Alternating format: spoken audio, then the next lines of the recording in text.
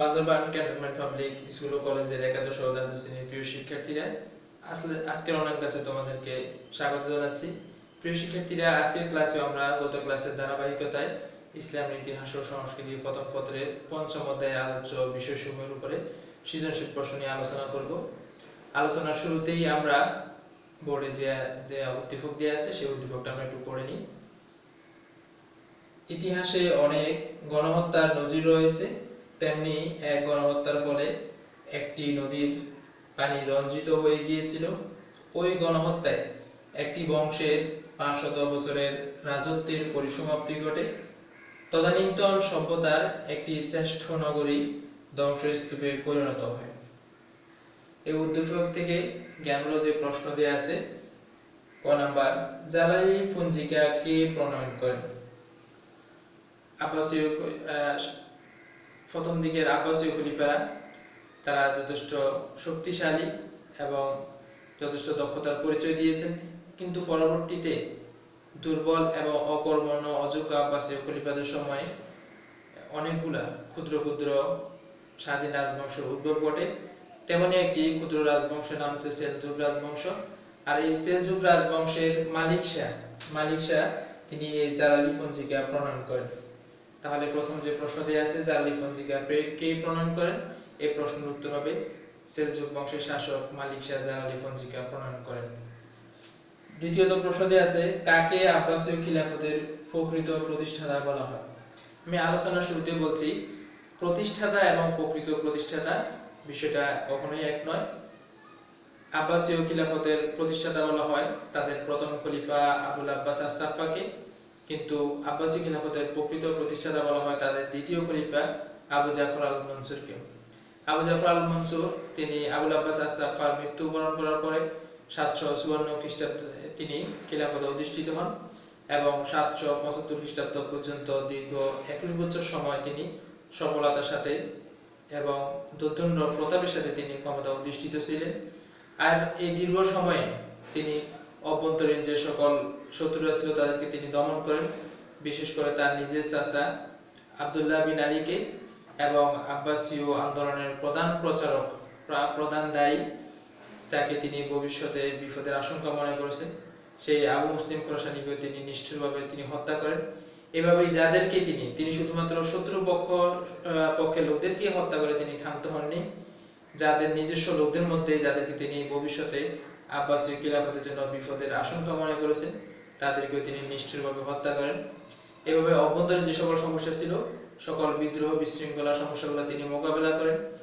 একইভাবে তিনি প্রশাসনিক যে বিভাগগুলো ছিল সেই প্রশাসনিক বিভাগগুলোকে তিনি পুনর্গঠিত ও সুসংহত করেন এবং বহিঃশত্রু কর্তৃক যেন তার নিজের যে সাম্রাজ্য, সেই সাম্রাজ্য যেন আক্রান্ত না হতে পারে সেই জন্য তিনি নিরাপত্তার ব্যবস্থা করেন। এভাবে আব্বাসীয় খলিফা আবু জাফর আল মনসুর তিনি অভ্যন্তরীণ এবং বহিঃশত্রুর আক্রমণ থেকে তার সাম্রাজ্যকে মোকাবেলা করে তিনি যে সুদৃঢ় পদক্ষেপ গ্রহণ করেন, তার এই পদক্ষেপের কারণে আব্বাসীয় খিলাফত 508 বছর পর্যন্ত ক্ষমতার সিংহাসনে অধিষ্ঠিত ছিল। এই জন্য আবু জাফর আল মনসুরকে আব্বাসীয় খিলাফতের প্রকৃত প্রতিষ্ঠাতা বলা হয়। তৃতীয়ত, ঘ নাম্বার যে প্রশ্ন দেয়া আছে, উদ্দীপকের শ্রেষ্ঠ নগরীর সাথে তোমার পঠিত কোন নগরীর মিল পাওয়া যায়, ব্যাখ্যা করো। এখানে খুবই ছোট্ট একটু ক্লু দেয়া আছে, সে তদানীন্তন সভ্যতার একটি শ্রেষ্ঠ নগরী। আমরা যে আব্বাসীয় খিলাফত পড়ছিলাম, সে আব্বাসীয় খিলাফতের একটা শ্রেষ্ঠ নগরী হচ্ছে আব্বাসীয়দের রাজধানী বাগদাদ নগরী। যে বাগদাদ নগরীর প্রতিষ্ঠাতা হচ্ছে আবু জাফর আল মনসুর।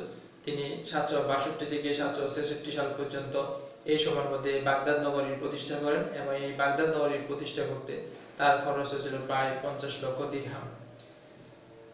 এই বাগদাদ নগরীর প্রতিষ্ঠা তৎকালীন সময়ের জন্য একটি গুরুত্বপূর্ণ বিষয় ছিল, কারণ আব্বাসীয়দের যে প্রথম রাজধানী আল আনবার, এই আল আনবারকে আবু জাফর আল মনসুর নিরাপদ মনে করেননি।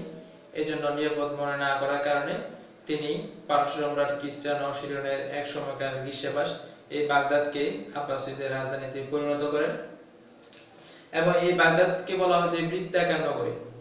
এই বাগদাদ নগরীর প্রথমে যে বহির্প্রাচীর ছিল, সেই বহির্প্রাচীর অভ্যন্তরে আরেকটি বহির্প্রাচীর, এরপর একটি পরীক্ষা, এরপর আরেকটি বহির্প্রাচীর, এরপর হচ্ছে যে খলিফার প্রাসাদ সহ প্রয়োজনীয় এবং গুরুত্বপূর্ণ ভবন সমূহ সেখানে নির্মাণ করা হয়েছিল। এভাবে চতুর্দিকে নিরাপত্তার বেষ্টনীতে এই বাগদাদ নগরী প্রতিষ্ঠা করা হয় এবং তৎকালীন সময়ে জ্ঞান বিজ্ঞান চর্চা করার জন্য এই বাগদাদ নগরী একটি শ্রেষ্ঠ নগরী হিসেবে সেটি প্রতিষ্ঠা পায়। আব্বাসীয় খলিফা আল মামুনের সময় 830 খ্রিস্টাব্দে এই বাগদাদ নগরীতে বিখ্যাত বায়তুল হিকমা বা জ্ঞান গৃহ প্রতিষ্ঠিত হয়, যে জ্ঞান বিজ্ঞান চর্চার ক্ষেত্রে এবং বিদেশি বা অন্যান্য ভাষায় লিখিত যে সকল গ্রন্থসমূহ আছে সেগুলোকে আরবিতে অনুবাদ করে সেখান থেকে নতুন জ্ঞান বিজ্ঞান চর্চার ক্ষেত্রে এবং নতুন জ্ঞান বিজ্ঞান তৈরির ক্ষেত্রে যথেষ্ট পরিমাণ ভূমিকা পালন করে। তো সুতরাং প্রিয় শিক্ষার্থীরা, আমরা উদ্দীপক এই শ্রেষ্ঠ নগরীর সাথে তাহলে আমাদের পঠিত যে বাগদাদ নগরী, সেই বাগদাদ নগরীর সাথে আমরা মিল পাই। গ নম্বর বা উচ্চতর দক্ষতামূলক যে প্রশ্ন দেওয়া আছে, উক্ত নগরীর ধ্বংসের কারণ ও ফলাফল আলোচনা করো।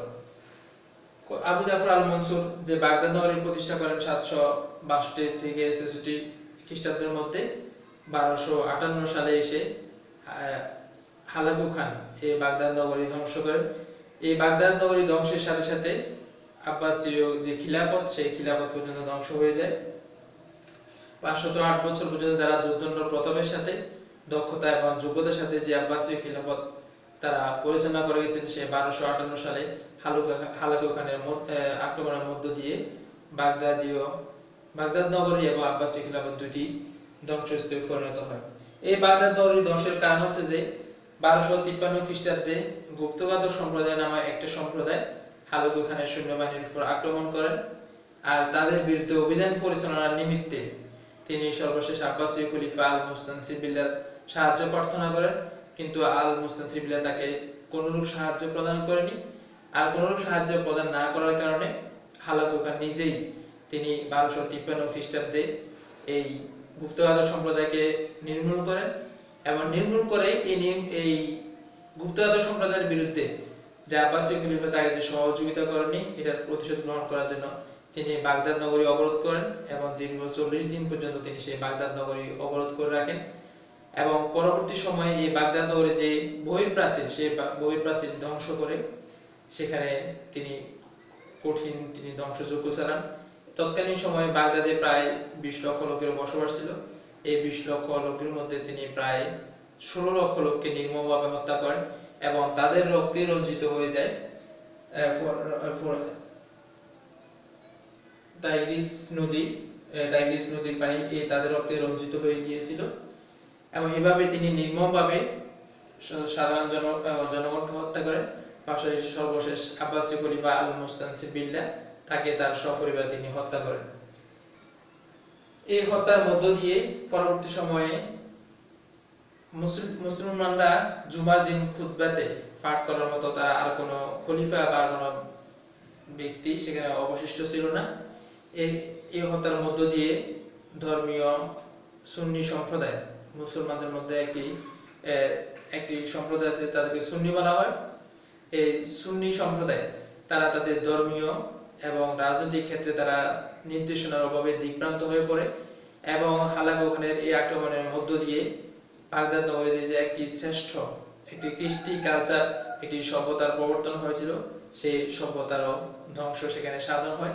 এবং এই বায়তুল হিকমাতের লক্ষ লক্ষ যে গ্রন্থাবলী সেখানে সংরক্ষিত ছিল, সেই গ্রন্থাবলীও সেগুলো নষ্ট করে দেওয়া হয়, ধ্বংস করে দেওয়া হয়। সেটা যদি না হতো, সেখানকার যে জ্ঞান বিজ্ঞান সেটা যদি আজ পর্যন্ত সংরক্ষিত থাকতো, তাহলে পৃথিবীর ইতিহাসে জ্ঞান বিজ্ঞানের যে ভান্ডার, সেই ভান্ডার আরো অনেক বেশি সমৃদ্ধ হতো। সেখান থেকে মানুষ জ্ঞান বিজ্ঞান আহরণ করে বর্তমান বিশ্বে তারা উন্নতির আরো চরম শিখরে আরোহণ করতে পারতেন। কিন্তু হালাকু খানের আক্রমণের কারণে সেই বাগদাদ নগরী ধ্বংস হয়ে যায়, বায়তুল হিকমা ধ্বংস হয়ে যায়। এভাবে এই বায়তুল হিকমার আক্রমণের মধ্য দিয়ে তিনি একটি নারকীয় একটি ঘটনার জন্ম দেন। প্রিয় শিক্ষার্থীরা, তাহলে উক্ত নগরীর যে ধ্বংস, সে ধ্বংসের কারণ আমরা আলোচনা করেছি আর এই ফলাফলটা আমরা আলোচনা করেছি। প্রিয় শিক্ষার্থীরা, আজকের ক্লাস এ পর্যন্তই। সবাই সুস্থ থাকো, ভালো থাকবে। আল্লাহ হাফিজ।